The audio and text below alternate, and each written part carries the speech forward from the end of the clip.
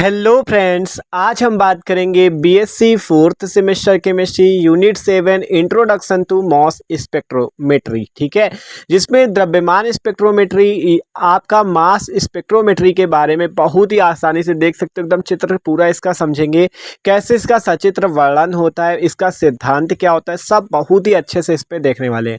और भाई बात करें तो टॉपिक आपका बहुत ज़्यादा इंपॉर्टेंट है, मास स्पेक्ट्रोमेट्री, द्रव्यमान स्पेक्ट्रोमेट्री। ठीक है, तो बहुत ही आसानी से इसे समझेंगे, तो यार प्लीज वीडियो को लास्ट तक देखना। तो देखो, मास स्पेक्ट्रोमेट्री एक ऐसी तकनीक है जिसके द्वारा किसी मिश्रण में उपस्थित रासायनिक यौगिकों, क्या कहा गया, किसी मिश्रण में उपस्थित, देखो मास स्पेक्ट्रोमेट्री अर्थात द्रव्यमान स्पेक्ट्रोमेट्री एक ऐसी तकनीक है जिसके द्वारा किसी मिश्रण में उपस्थित रासायनिक यौगिकों अर्थात केमिकल कंपाउंड को पहले आयनित किया जाता है, फिर इलेक्ट्रिक मतलब आयनित करके इलेक्ट्रिक चार्ज दिया जाता है, और फिर उनके द्रव्यमान और आवेश के अनुपात मतलब मास टू चार्ज रेशियो के आधार पर अलग अलग उनको कर दिया जाता है। तो मतलब मास स्पेक्ट्रोमेट्री एक ऐसी तकनीक है जिसके द्वारा किसी मिश्रण में उपस्थित जो केमिकल कंपाउंड हैं उनको पहले आयनित करके इलेक्ट्रिक चार्ज दिया जाता है, और फिर उनके द्रव्यमान और आवेश के अनुपात मतलब मास टू चार्ज रेशियो के आधार पर अलग अलग कर दिया जाता है।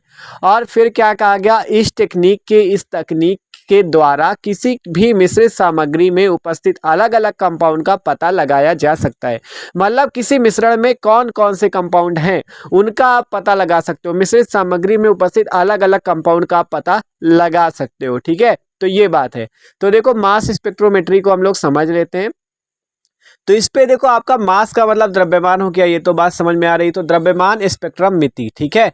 तो इस पे देखो होगा क्या है, आपका यहाँ से आपको जब मिश्रण है मान लो कोई, तो आपका उस मिश्रण में कौन कौन से कंपाउंड उपस्थित हैं तो उसका पता आप इस द्रव्यमान स्पेक्ट्रोमेट्री से लगा सकते हो। ठीक है, कौन कौन से कंपाउंड इस पे उपस्थित है उसका पता लगा सकते हो। ठीक है, तो अब देखो इस पे आगे समझते हैं। तो मास स्पेक्ट्रोमेट्री में आपको क्या पता चला, मिश्रण में कौन कौन से कंपाउंड उपस्थित है उसका आप पता अच्छे से लगा सकते हो। ठीक है, आप मान लो कोई केमिकल कंपाउंड है तो उसे आप क्या दो, इलेक्ट्रिक चार्ज दो, और इलेक्ट्रिक चार्ज देने से वो क्या हो जाए, आयनित हो जाए, मतलब आयन में टूट जाए, पॉजिटिव आयन में ये टूटेगा। इस मास स्पेक्ट्रोमेट्री में आपका क्या होगा, पॉजिटिव आयन में टूटेगा। और जो मास टू चार्ज रेशियो m/e होगा, वही आपका, उससे क्या पता चलेगा, उससे आपको ये क्या कंपाउंड जो होंगे वो अलग अलग हो जाएंगे, जैसा कि आपको थ्योरी पे बताया। ठीक है, कि आपका केमिकल कंपाउंड में इलेक्ट्रिक चार्ज देने से वो आयनित हो जाएगा, जिससे आयनों में टूट जाएगा।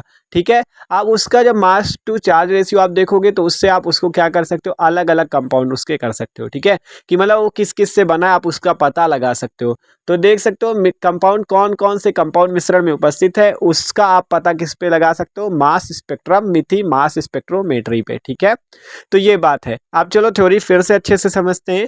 फिर तो देखो, मास स्पेक्ट्रोमेट्री एक ऐसी टेक्निक है जिसके द्वारा किसी मिश्रण में उपस्थित रासायनिक यौगिकों को पहले आयनित करके इलेक्ट्रिक चार्ज दिया जाता है, और फिर उनके द्रव्यमान और आवेश के अनुपात के आधार पर अलग अलग कर दिया जाता है। और इस टेक्निक के द्वारा किसी भी मिश्रित सामग्री में उपस्थित अलग अलग कंपाउंड का पता लगाया जा सकता है। ठीक है, कि कौन कौन से कंपाउंड उस सामग्री में उपस्थित है या मिश्रण में उपस्थित है। ठीक है, आप देख सकते हो। तो आप यहाँ पे देख सकते हो, आपको मास स्पेक्ट्रोमेट्री का हमने चित्र पूरा शो कर दिया है। ठीक है, इस पे सबसे पहले नीचे आपको गैस इनफ्लो दिख रही होगी, फिर उसे आयन, पहले उसे गैसियस स्टेट में बदलना होगा उस पदार्थ को, फिर आयन मतलब जब उस पर इलेक्ट्रिक चार्ज डालोगे तो आयन में कन्वर्ट हो जाएगा, और फिर इलेक्ट्रॉनों की बमबारी करानी होती है, जिससे आपका देख सकते हो पूरा इसका चित्र है। अभी आपको इसकी पूरी थ्योरी भी समझा रहे हैं, तो चित्र आप देख सकते हो। ठीक, तो देखो इस पे आपसे कहा गया, रिएक्टर के मास स्पेक्ट्रोमेट्री विश्लेषण में पहला चरण में क्या करते हैं, यौगिक को गैसियस स्टेट में बदल लेते हैं। ठीक है, पहले क्या करते हैं, उसे गैस में बदल लेते हैं, फिर इसे आयनित करने के लिए इसमें इलेक्ट्रॉनों की बमबारी मतलब बम्बेल्ड ऑफ इलेक्ट्रॉन, मतलब कि आपको इलेक्ट्रॉनों की बम्बार्डिंग कराई जाती है। फिर दिस में cause some of the samples molecules to breakup into positively charge. ठीक है, मतलब क्या होता है, उस पर जब आप उस सैंपल मॉलिक्यूल का मतलब जब उस पर इलेक्ट्रॉनों की बमबारी कराओगे तो उसके इलेक्ट्रॉन का क्या हो जाता है, ब्रेक हो जाता है, वो वहां से टूट जाता है और पॉजिटिव आयन में टूट जाता है। देख सकते हो, M एक इलेक्ट्रॉन त्याग के M+ बना लिया। इसी तरह मास स्पेक्ट्रम में आयंस को इनके मास टू चार्ज रेशियो के अनुसार अलग किया जाता है और उनके आवेश के अनुपात में लगाया जाता है। ठीक है, क्या होता है, मास स्पेक्ट्रम में आयंस को मास टू चार्ज रेशियो के अनुसार अलग कर लिया जाता है और उनके आवेश के अनुपात में लगाया जाता है। जाता है। तो देखो इसको प्रिंसिपल को आपको समझा देते हैं। यहाँ पे आपका कहा गया जैसे कि मान लो कोई कंपाउंड है, ठीक है, तो आपको उस कंपाउंड को या उस पदार्थ को पहले गैस में बदलना होगा, ठीक है, उसे गैस फॉर्म में लाना होगा। जब उस पे आप ले आओगे तो क्या करना है आपको, इस पे आपको क्या करना होगा, इलेक्ट्रॉनों की बमबारी करानी होगी। क्या कराना होगा, इलेक्ट्रॉन की बमबार्डिंग करानी होगी, ठीक है। मतलब जब इलेक्ट्रिक चार्ज दोगे तो उसी से आपकी इलेक्ट्रॉनों की क्या होगी, आपकी यहाँ पे बमबारी करानी है। जब इलेक्ट्रॉनों की मतलब आपको इलेक्ट्रॉन इस पे खूब टकराएंगे, इस पर बमबारी होगी इलेक्ट्रॉनों की, तो आपका क्या होगा, इससे एक इलेक्ट्रॉन बाहर निकल जाएगा, ठीक है। बम्बेड ऑफ इलेक्ट्रॉन जब आप करोगे इस पे गैस पे, तो आपका एक इलेक्ट्रॉन इससे बाहर निकल जाएगा, ठीक है। मान लो जैसे एम है आपका, एम कोई आपका कंपाउंड है, ठीक है, उससे क्या होगा, एक इलेक्ट्रॉन आपका बाहर निकल जाएगा। तो क्या हो जाएगा, जब इलेक्ट्रॉन त्यागेगा तो एम प्लस बना लेगा, ठीक है। मान लो इससे एक इलेक्ट्रॉन बाहर निकल गया, ठीक है, जब इलेक्ट्रॉन की बमबारी हुई इस पे, तो एक इलेक्ट्रॉन बाहर निकल कर एम प्लस बना लिया, ठीक है। और ये क्या होता है, पॉजिटिव आयन, ठीक है। तो वही चीज कहा गया था कि पॉजिटिव आयन में टूट जाता है, ठीक है।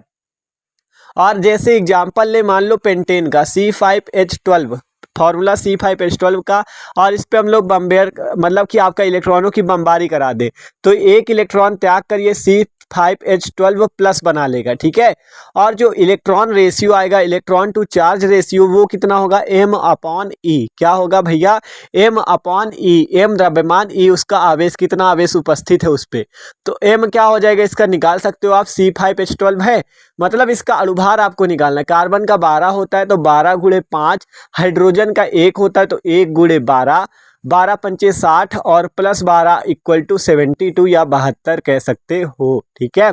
तो 72 आ गया इसका द्रव्यमान, ठीक है। और आवेश आपको दिया हुआ है इस पे, आवेश बताओ, देखो 72 द्रव्यमान हो गया, आवेश बताओ कितना है इसका, आवेश कितना है, आवेश ये +1 दिख तो रहा है, ऊपर C5H12 के ऊपर एक प्लस लगा है ना, तो इसका मतलब एक आवेश, तो +1 इक्वल टू 72। तो इसका आपका द्रव्यमान और आवेश का रेशियो जो उसका अनुपात है वो 72 आ गया, या 72:1 कह सकते हो, ठीक है। तो ये था आपका। तो आप देखो इसे और अच्छे से समझते हैं आपका, ठीक है। तो इतनी बात प्रिंसिपल की समझ में आई।